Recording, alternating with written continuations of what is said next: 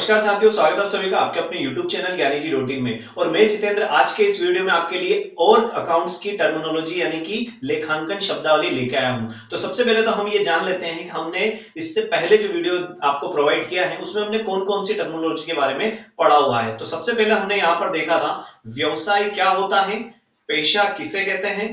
इसी के साथ हमने देखा था स्वामी क्या होता है यानी कि प्रोप्राइटर क्या होता है। और इसके साथ हमने देखा था माल किसे कहते हैं। माल के जो 5 विभाजन है जिसमें हमने परचेज देखा है, सेल्स देखा है, परचेज रिटर्न देखा है, सेल्स रिटर्न भी हमने देख लिया और हमने एक स्टॉक जो है वो भी हमने देखा था। तो उस वीडियो में हमने ये टर्मिनोलॉजी के बारे में समझा है ये क्या क्या होते हैं। तो जिन्होंने अभी तक वो वीडियो नहीं देखा है मैं उनसे रिक्वेस्ट करूंगा कि ये देखने के बाद वो भी आप देख लीजिए, क्योंकि लेखांकन को समझने के लिए उसकी शब्दावली को समझना हमारे लिए बहुत आवश्यक हो जाता है। क्योंकि अगर हमें अल्फाबेट नहीं आएगा तो हम इंग्लिश नहीं सीख पाएंगे, हमें अनाराम नहीं आएंगे तो हम हिंदी को नहीं समझ पाएंगे। तो वैसा ही यहाँ पर अकाउंटिंग को लेकर के है या कॉमर्स जैसे सब्जेक्ट को लेकर के है। ये जो सामान्य प्रबंध आपसे पूछा जा रहा है इसमें मात्र प्रबंध के यहाँ पर जो क्वेश्चंस है वो नहीं आएंगे, प्रबंध के अलावा यहाँ पर अकाउंट्स के भी आने वाले हैं। तो हमें इनकी टर्मिनोलॉजी या शब्दावली जो होती है वो समझना जरूरी है। अब वीडियो को मैं शुरू करने वाला हूं यहाँ पर, और आगे के जो आपके यहाँ पर लेखांकन की शब्दावली है वो हम यहाँ देखने वाले हैं। तो आज के यहाँ हमारा पहला शब्द होने वाला है असेट्स, जिसे हम हिंदी में कहते हैं संपत्ति। अब जैसे संपत्ति शब्द आपके सामने आता है तो आप क्या समझ पाते हो, जैसे कि प्रॉपर्टी, संपत्ति, जायदाद, जमीन, है ना, जो अपने पेरेंट्स की है, अपने फादर की है, ठीक है, अपने ग्रैंड पेरेंट्स की होती है, वो जितनी भी संपत्तियां होती है, वो जो जायदाद होती है, जमीन होती है। आप अगर संपत्ति वर्ड सुनोगे तो आपके दिमाग में यही चीज आएगी। लेकिन बिजनेस में एसेट्स किसे कहते हैं, संपत्ति किसे कहते हैं, वो हमें समझना है। देखो संपत्ति की अगर मैं डेफिनेशन बताऊं या संपत्ति के बारे में अगर मैं बात करूं तो संपत्ति का मतलब बस इतना होता है कि ऐसी वस्तु जो आपको लाभ कमाने में मदद करती है, सहायक होती है, वो क्या कहलाती है, संपत्ति कहलाती है। फॉर एग्जाम्पल आप बिजनेस उठाते हैं अपन ट्रांसपोर्ट, आपका बिजनेस क्या है, ट्रांसपोर्ट का बिजनेस। तो आपके ट्रांसपोर्ट के इस बिजनेस में जो टेम्पो है, जो ऑटो है, जो ट्रक है, ये जो ट्रांसपोर्ट के व्हीकल है, ये आपकी क्या मानी जाएगी, असेट्स। क्योंकि ट्रांसपोर्ट का बिजनेस तभी काम कर पाएगा जब आपके पास ट्रांसपोर्ट के व्हीकल अवेलेबल होंगे। तो ये जितने भी ट्रांसपोर्ट के व्हीकल आपके बिजनेस में जो आपको क्या कर रहे हैं, प्रॉफिट गेन करके दे रहे हैं, लाभ कमाने में मदद कर रहे हैं, सहायता कर रहे हैं, ये आपकी क्या कहलाएगी, असेट्स। अगर आपका बिजनेस कुछ और होता है, फॉर एग्जाम्पल आपका बिजनेस कपड़े का व्यापार है, ठीक है ना, तो कपड़े के व्यापार में आपको कौन लाभ कमा के देगा, आप जहां पर अपनी दुकान लगाओगे, यानी कि वो शॉप, वो बिल्डिंग जहां पर आप क्या कर रहे हो, दुकान लगा रहे हो, अपना बिजनेस कर रहे हो, वो बिल्डिंग आपकी क्या मानी जाएगी, असेट्स मानी जाएगी। साथ में उस बिल्डिंग के अंदर जो फर्नीचर किया हुआ, आपने पूरा वेल फर्निश्ड आपने अपनी दुकान को बनाया हुआ है, अपनी शॉप को बनाया हुआ है, तो वो जो फर्नीचर है वो फर्नीचर भी क्या माना जाएगा, आपकी असेट्स मानी जाएगी, क्योंकि वो भी आपकी क्या कर रहा है, हेल्प कर रहा है, ठीक है ना। तो हम जो भी बिजनेस करते हैं और हमारे उस बिजनेस में हमारी हेल्प करने वाली प्रत्येक वो वस्तु संपत्ति कहलाएगी, जो क्या कर रही है, हमें लाभ कमाने में मदद कर रही है। तो आई थिंक आपको असेट्स के बारे में समझ में आ गया होगा कि असेट्स क्या होती है। लेकिन ये असेट्स भी विभिन्न प्रकार की होती है, अलग अलग टाइप्स की बटी हुई है, इसको अलग अलग कैटेगरी में बांटा गया है ताकि हम जब अकाउंटिंग करते हैं तो अकाउंटिंग करने में हमें मदद मिल जाए। जो कॉमर्स स्टैंडर्ड से रिलेटेड हैं उनको ये चीज बखूबी तरीके से समझ में आ रही होगी कि असेट जो होती है वो अलग अलग प्रकार से क्यों बांटी जाती है, क्योंकि हम जब अकाउंटिंग करेंगे तो उनको हमें अलग अलग कैटेगरी में देखना पड़ेगा। अब जैसे हम असेट्स की बात कर रहे हैं तो असेट्स कितने प्रकार की होगी, 2 प्रकार की होगी। एक होती है नॉन करंट असेट्स, क्या होती है, नॉन करंट असेट्स, ठीक है, बात करेंगे ये क्या होती है। और एक और होती है करंट असेट्स। कितने प्रकार की होगी, 2 प्रकार की असेट्स हो जाती है अपनी, नॉन करंट असेट्स और करंट असेट्स। इस नॉन करंट को आप फिक्स्ड असेट्स भी बोल सकते हैं। करंट असेट्स ऐसी संपत्ति, सबसे पहले हम समझेंगे यहां पर करंट असेट्स के बारे में, ऐसी संपत्ति जो अपना रूप बदल लेती है, वो भी 1 साल के अंदर अंदर, यानी कि या तो 1 ईयर या फिर 12 मंथ, ठीक है, 12 महीने के अंदर अंदर या फिर 1 साल के अंदर अंदर अगर कोई संपत्ति अपना स्वरूप बदल लेती है तो वो बन जाती है करंट असेट।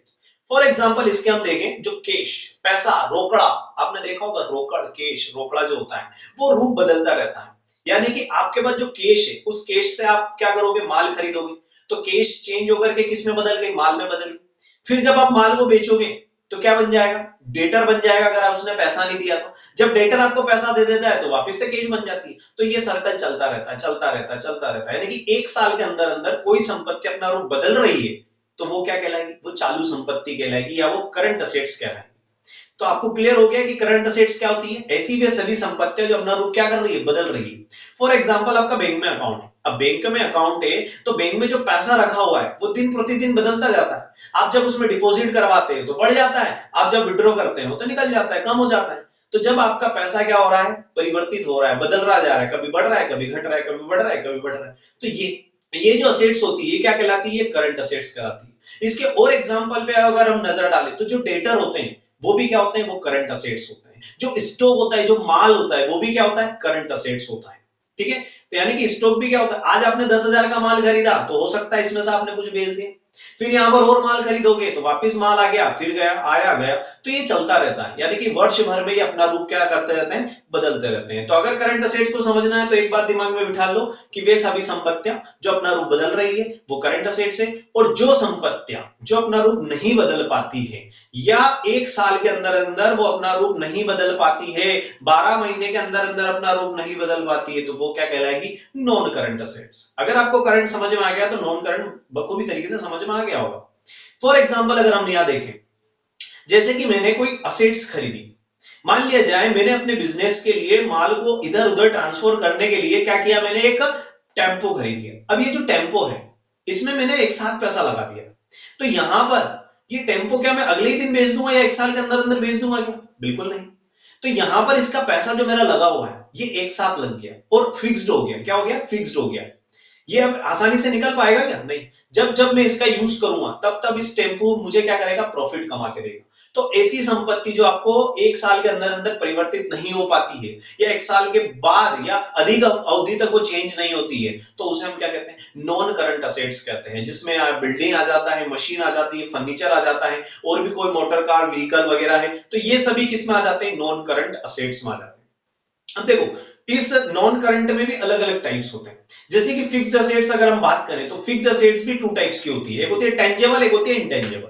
टेंजेबल का मतलब होता है जिसको हम देख सकते हैं, जैसे मोटर कार को मैं देख सकता हूं, मैं यहां पर मशीन को देख सकता हूं, मैं यहां पर जो व्हीकल है उसको देख सकता हूं, जो बिल्डिंग है उसको देख सकता हूं, जो लैंड है उसको देख सकता हूं। तो ऐसी सारी चीजें या ऐसी सारी संपत्तियां जिन्हें हम देख सकते हैं, छू सकते हैं, महसूस कर सकते हैं, वो सब क्या कहलाएगी, वो टेंजेबल फिक्स्ड असेट्स कहलाएगी। क्या कहलाएगी, टेंजेबल फिक्स्ड असेट्स। जैसे आपको यहाँ पर ये टेंजेबल असेट्स दिख रही होगी, यहाँ मैंने आपको शो करवा रखा है इमेज, इसमें जो बिल्डिंग है, ये मशीन है, ये क्या है, ये टेंजेबल है, ये दिखती है। जैसे ये कैश भी दिख रही है, हाँ ये फिक्स्ड नहीं है, ये कैश जो दिख रही है ये फिक्स्ड नहीं, ये करंट असेट्स है, जैसे मैंने आपको समझाया, क्योंकि परिवर्तित होती रहती है। लेकिन ये क्या टेंजेबल है, दिखती है, हमें दिख रही है। तो मशीन, फर्नीचर, उसके बाद हम बात करें बिल्डिंग, लैंड, ये सब क्या होती है, ये फिक्स्ड होती है, और ये क्या होती है, टेंजेबल होती है। अब कुछ ऐसी असेट्स होती है जो टेंजेबल नहीं, यानी कि इनटेंजेबल असेट्स। इनटेंजिबल का मतलब होता है अदृश्य, जिसे आप देख नहीं पाते हो, लेकिन फिर भी आपको क्या कर रही है, कमा के दे रही है, आपको प्रॉफिट गेन करके दे रही है। यार ये तो मिस्टर इंडिया वाली बात हो गई।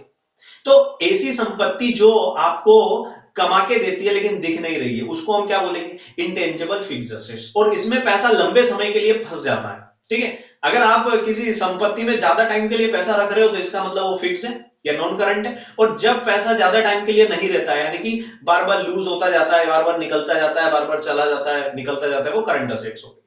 तो इंटेंजिबल असेट्स में क्या आएगा, तो गुडविल, पेटेंट, कॉपीराइट, ये जो होते हैं, ट्रेडमार्क जो होते हैं, ये सभी क्या होते हैं, कंप्यूटर सॉफ्टवेयर जो होते हैं, ये क्या होते हैं, ये इंटेंजिबल असेट्स होती है। क्या होती है, इंटेंजिबल। जैसे कंप्यूटर सॉफ्टवेयर है, आपकी कंपनी का वो एक सॉफ्टवेयर है, कोई वेबसाइट है, तो ये वेबसाइट जो ये दिखती है क्या, नहीं दिखती है।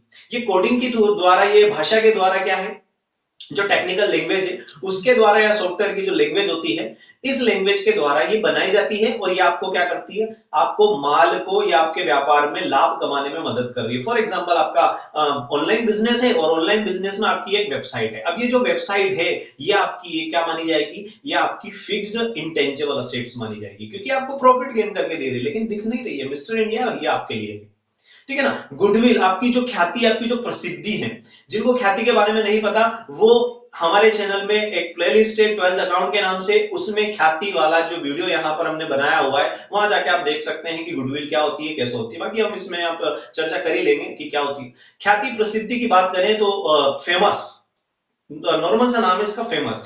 जब आदमी फेमस हो जाता है तो वो अपना प्रॉफिट और ज्यादा कमाने लगता है। जैसे आपने ब्रांडेड कंपनियों के बारे में आपने सुना होगा, जो ब्रांडेड कंपनियां क्या करती है, इतना ज्यादा प्रचार प्रसार नहीं करती, उनका नाम से ही माल बिक जाता है। तो जब नाम से ही माल बिकने लग जाए या आपका नाम इतना प्रचलित हो जाए कि आपको ज्यादा कुछ करने की जरूरत नहीं पड़ती है, तो ये आपकी क्या होती है, आप प्रसिद्धि से पैसा कमा रहे हो, आप ख्याति से पैसा कमा रहे हो। तो ये भी ख्याति जो होती है, ये गुडविल जो होती है, ये आपकी असेट्स मानी जाती है। लेकिन कौन सी असेट्स है, क्योंकि ये दिखती नहीं है, तो इंटेंजिबल असेट्स। आई होप आपको समझ में आ गया होगा कि टेंजेबल फिक्स्ड असेट्स क्या है, इंटेंजिबल फिक्स्ड असेट्स क्या है। उसी प्रकार से करंट असेट्स के भी यहां पर अलग अलग टाइप्स होते हैं। ऐसी संपत्तियां जो बिल्कुल ही 3 माह से कम अवधि अंदर अंदर जल्दी परिवर्तित होती है बिना किसी नुकसान के, उनको हम क्या कहते हैं, उनको हम लिक्विड असेट्स कहते हैं। क्या कहते हैं, लिक्विड असेट्स। फॉर एग्जाम्पल जो कैश है, ये क्या होती है, ये लिक्विड असेट्स है, तरल संपत्ति। क्योंकि इसमें क्या होता है, बिना किसी नुकसान के आप क्या कर सकते हो, पैसा रिकवर कर सकते हो, पैसा परिवर्तित कर सकते हो। जैसे कि मेरा चेक हो गया, कभी कभी हमें क्या मिलता है, कभी हम किसी को पेमेंट करते हैं तो हम चेक दे देते हैं, कभी हमें पेमेंट मिलता है तो हमें चेक मिल जाता है। इस चेक को मुझे परिवर्तित करने में बहुत कम समय लगता है, और मैं इस चेक को जब परिवर्तित करता हूं तो मुझे नुकसान के चांसेस बहुत कम होते हैं। तो ये मेरा जो चेक है, ये क्या हो गया, चेक, ड्राफ्ट वगैरह, ये सब क्या हो जाता है, ये करंट असेट्स है। लेकिन कौन सी करंट असेट्स है, लिक्विड करंट असेट्स। इसका आपने समझ में आ गया होगा कि ये जो संपत्तियां कितने प्रकार की होती है और क्या क्या होती है। अगर कुछ टॉपिक रह जाता है तो हम उसके लिए और वीडियो बना लेंगे। आगे हम चलते हैं और अगला अगला हमारा यहाँ पर शब्द आ जाता है दायित्व यानी कि लाइबिलिटीज। देखो, जिस टाइप से हमारी संपत्तियां होती है, हमारे व्यापार में, हमारे बिजनेस में असेट्स होती है, उसी टाइप से कुछ लाइबिलिटीज भी आ जाती है। लाइबिलिटीज का मतलब बड़ा सिंपल सा है, रिस्पॉन्सिबिलिटी, जिम्मेदारी। यानी कि आप किसी व्यक्ति के ऋणी हैं, यानी कि आप ऋणी हो गए हैं, आपने किसी से ऋण लिया है या देनदारियां आपके ऊपर आ गई हैं, तो वो क्या हो जाता है, वो दायित्व बन जाता है। क्या बन जाता है, दायित्व। जैसा आप इमेज में देख पा रहे होंगे, यहां पर क्या है, कुछ देनदारियां आ गई है, आपको कर जमा करना है, टैक्स देना है, किसी से आपने उधार लिया है उसको पैसा देना है, बैंक से आपने लोन ले रखा है उसको पैसा देना है, किसी व्यक्ति से आपने माल खरीदा था, आपने अभी तक उसको पैसा नहीं दिया तो वो आपको देना है। तो ये सभी क्या है, ये सभी दायित्व, रिस्पॉन्सिबिलिटी। कुल मिलाकर अगर मैं सीधे साधारण शब्दों में बात करूं, तो जो पैसा किसी और का है लेकिन अभी अपने पास है, किसी और का पैसा अगर आपके पास है तो वो आपकी क्या कहलाएगी, लाइबिलिटीज कहलाएगी। जैसे कि मैंने बिजनेस स्टार्ट किया है और बिजनेस में मैंने कुछ पैसा क्या किया है, मेरी जेब से लगाया है, ठीक है। तो यहां पर मेरी उस जो मैंने पैसा लगाया उसे हम क्या कहेंगे, कैपिटल कहेंगे, ठीक है। या मैंने नहीं लगाया, तो ये मिस्टर एक्स आपको दिख रहे हैं यहां पर, इस मिस्टर एक्स ने अपने बिजनेस में क्या किया है, पैसा लगाया। अब पैसा लगाया है तो उसे हम क्या कहेंगे, कैपिटल। लेकिन कैपिटल भी क्या है, लाइबिलिटीज है, क्योंकि बिजनेस अलग हो जाता है और बिजनेसमैन अलग हो जाता है। ये जो है अस्तित्व की मान्यता आपको बताती है कि इन दोनों का अस्तित्व क्या अलग अलग है। तो यहां पर इस बिजनेस की लाइबिलिटीज की बात कर रहे हैं, तो कैपिटल क्या हो गई, लाइबिलिटीज हो गई। तो ओनर के अलावा अगर बिजनेस ने पैसा लिया है, फॉर एग्जाम्पल बिजनेस ने बैंक से लोन लिया है या फिर किसी और व्यक्ति से लोन लिया है और लोन लेके अपना काम कर रहा है, तो यहां पर ये लोन क्या है, ये लाइबिलिटीज है। तो दायित्व आपको समझ में आ रहा होगा, दायित्व किसे कहते हैं। अब दायित्व भी दो प्रकार के होते हैं, नॉन करंट लाइबिलिटीज और करंट लाइबिलिटीज। अब नॉन करंट क्या है सर, तो जैसे हमने असेट्स में देखा है, नॉन करंट का मतलब ऐसे संपत्तियां जो हम क्या करते हैं, 1 वर्ष से अधिक अवधि में अपना रूप बदलती है। तो सेम कंडीशन यहां पर अप्लाई होती है कि ऐसे दायित्व जो अपना स्वरूप क्या करते हैं, 1 साल से अधिक अवधि बाद परिवर्तित करते हैं, वो नॉन करंट।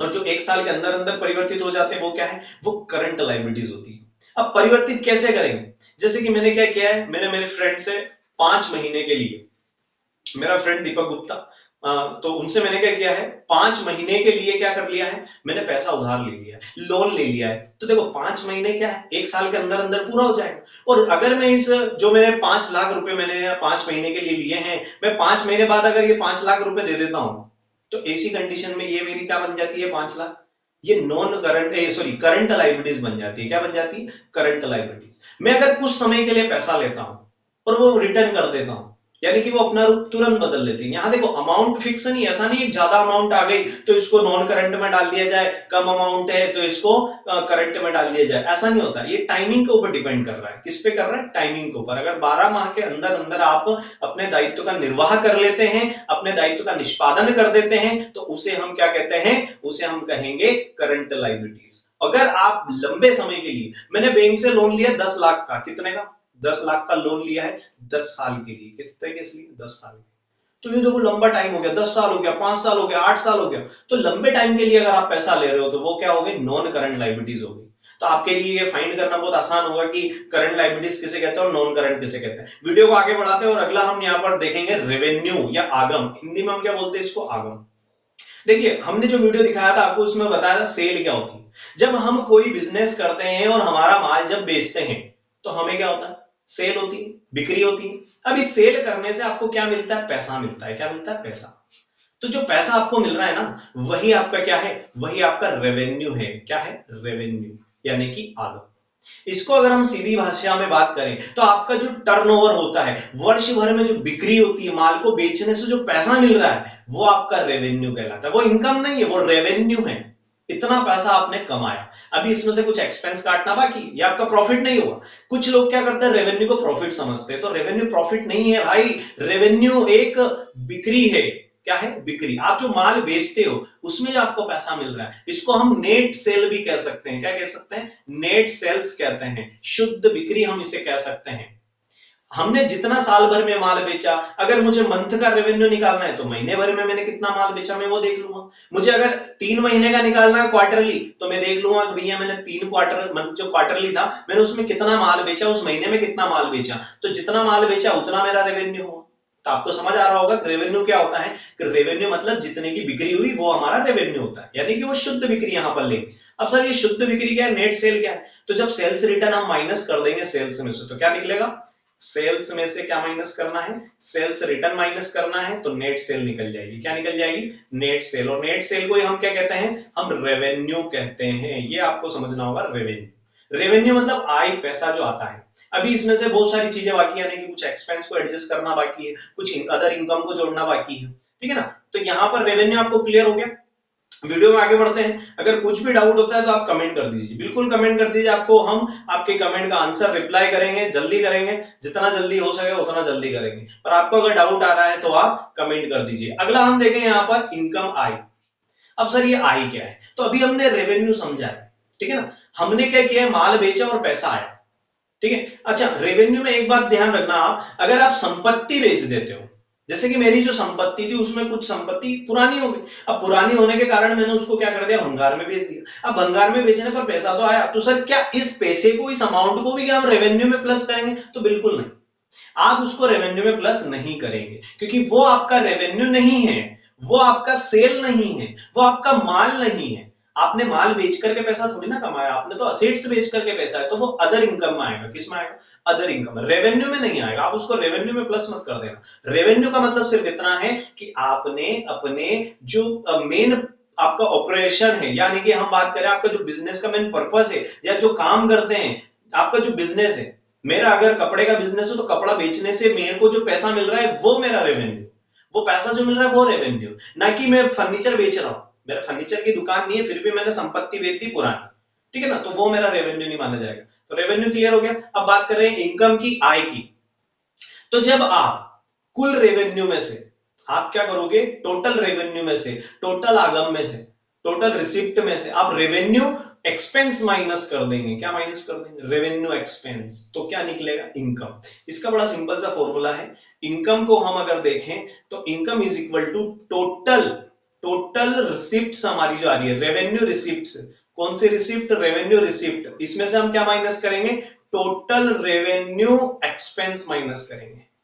तो जो एक्सपेंस हमारे होंगे रेवेन्यू एक्सपेंस, हम इस पे भी चर्चा करेंगे रेवेन्यू एक्सपेंस क्या होंगे। इसको जब हम माइनस कर दें तो जो बचा है वो क्या है? इनकम है। क्या है वो? हमारी इनकम, हमारी आय हो जाती है वो, कि इतना पैसा हमने कमाया, हमारी ये इनकम है। क्लियर? अब आगे वीडियो को बढ़ाते हैं और समझते हैं यहां पर एक्सपेंस के बारे में। Business expense. Sir business expense क्या होता है? जब हम किसी से सेवा लेते हैं और बदले में उसे पैसा दे रहे हैं तो वो क्या हो गया? एक्सपेंस हो गया। जब मैंने किसी से काम करवाया, किसी को पैसा दिया, ठीक है, सॉरी, किसी से मैंने काम करवा के उसको उसका मेहनताना दिया।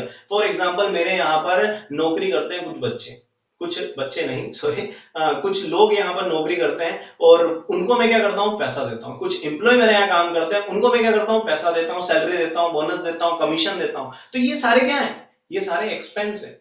यहाँ जो इलेक्ट्रिसिटी का मैं इस्तेमाल कर रहा हूँ अपने व्यापार में, उसका भी मैं बिल भर देता हूँ, तो वो भी क्या है, वो भी मेरा एक्सपेंस है। कहने का मतलब ये है, जब आप किसी व्यक्ति से सेवा लेते हैं और उसके बदले में आप कुछ पैसा दे रहे हैं, तो वो जो पैसा आप दे रहे हैं वो क्या है, आपका बिजनेस एक्सपेंस है। अब बिजनेस एक्सपेंस भी टू टाइप्स के होते हैं। एक होता है कैपिटल एक्सपेंस, और दूसरा होता है रेवेन्यू एक्सपेंस। अब देखो यहां भी रेवेन्यू आएगा, तो ये रेवेन्यू का आप उस रेवेन्यू से कनेक्ट मत कर लेना। वो रेवेन्यू क्या, वो इनकम की बात थी, वो पैसा आने की बात थी। और यहाँ रेवेन्यू का मतलब होता है बार बार बार, ठीक है, जो बार बार होते रहते हैं उनको रेवेन्यू बोलते हैं, यानी कि आगमगत बोलते हैं। और जो कभी कभार होते हैं उनको कैपिटल बोलते हैं, यानी कि पूंजीगत बोलते हैं। पूंजीगत का मतलब या कैपिटल एक्सपेंस का मतलब ये है, ऐसे खर्चे जो कभी कभार होते हैं, रोज नहीं कर रहे आप, कभी कभार कर रहे हैं, या फिर एक बार कर लिया तो फिर दूसरी बार नहीं करोगे, ठीक है ना। तो ऐसे एक्सपेंस जो कभी कभार होते हैं वो कैपिटल एक्सपेंस कहलाएंगे, और ऐसे एक्सपेंस जो बार बार होते हैं वो रेवेन्यू एक्सपेंस कहलाएंगे। तो आपको समझ में आ गया होगा रेवेन्यू और कैपिटल क्या होते हैं। अब इसके कुछ एग्जांपल भी देख लेते हैं। जैसे कि अगर मैं बात करूं, हम किसी बिल्डिंग में बिजनेस कर रहे हैं, क्या कर रहे हैं, ये बिल्डिंग जो हमारी है इसमें हम बिजनेस कर रहे हैं। अब अगर इस बिल्डिंग ये हमारी नहीं है और मैं किसी और की बिल्डिंग में बिजनेस कर रहा हूं और उसको बदले में क्या दे रहा हूं, रेंट दे रहा हूं। क्या दे रहा हूं, रेंट। रेंट में हर महीने पे करता हूं या हर साल पे करता हूं, तो ये जो मेरा हर साल पे हो रहा है रेंट, या हर महीने में पे कर रहा हूं, ये मेरा कौन सा एक्सपेंस माना जाएगा, तो ये मेरा रेवेन्यू एक्सपेंस माना जाएगा, क्योंकि मैं बार बार मुझे पे करना पड़ा। लेकिन ये बिल्डिंग मेरी खुद की, ठीक है ना, ये बिल्डिंग क्या है, मेरी खुद की, और मैंने इसमें क्या कर दिया, एक साथ पैसा लगा दिया, एक साथ मैंने परचेज कर लिया इसको। तो जो मैंने परचेज किया वो कौन सा एक्सपेंस हो गया, कैपिटल एक्सपेंस हो गया। कौन सा एक्सपेंस हो गया, कैपिटल एक्सपेंस, पूंजीगत, यानी कि अब मुझे बार बार उसमें एक्सपेंस करने की आवश्यकता नहीं है। तो ऐसे खर्चे जो बार बार करने पड़ते हैं वो आपके रेवेन्यू एक्सपेंस कहलाएंगे, और ऐसे खर्चे जो आप कभी कभार करते हैं वो कैपिटल एक्सपेंस कहलाएंगे। अब आप फाइंड कर सकते हैं, किसी भी एक्सपेंस के बारे में आप समझ सकते हैं कि ये कैपिटल है या रेवेन्यू, आप अच्छे से उसका सही आंसर लगा सकते हैं। तो दोस्तों ये आज के इस वीडियो में हमने कुछ अकाउंटिंग की शब्दावली समझी है, लेखांकन की शब्दावली समझी है, जिसमें हमने एक्सपेंस के बारे में देखा, इनकम के बारे में देखा, रेवेन्यू के बारे में देखा, उसके बाद हमने असेट्स के बारे में देखा और लायबिलिटीज के बारे में देखा। हम आगे भी आपके लिए ऐसे ही वीडियोस लेके आते रहेंगे और आपको अकाउंट्स के बारे में और सामान्य प्रबंध की जो आपकी तैयारी चल रही है उसमें आपकी बहुत ही मदद करने वाले हैं। तो जिन्होंने अभी तक ये लाल बटन नहीं दबाया, भैया दबा दो, अब तो दबा दो भाई। और अगर वीडियो पसंद आ गया तो लाइक भी कर दो और कमेंट भी कर दो और अपने सभी दोस्तों में शेयर करके आग लगा दो, ठीक है। हम फिर मिलेंगे, तब तक के लिए थैंक्स एंड कीप वॉचिंग।